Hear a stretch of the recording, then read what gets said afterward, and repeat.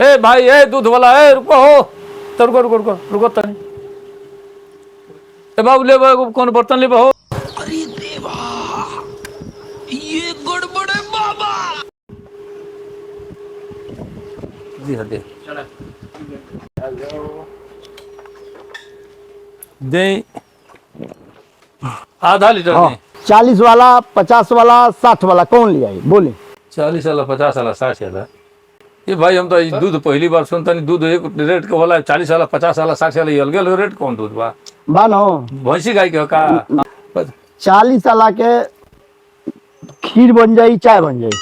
चाय बन जाई। 50 वाला के दही जम सकला। हाँ। अच्छा 60 वाला बच्चा के है। बच्चा के दूध, बच्चा के दूध लोग पियता जा।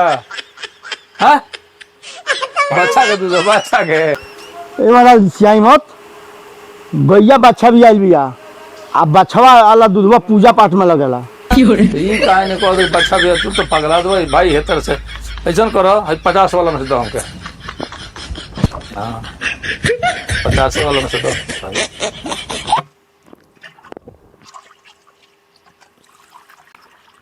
बस बस बस चलिए।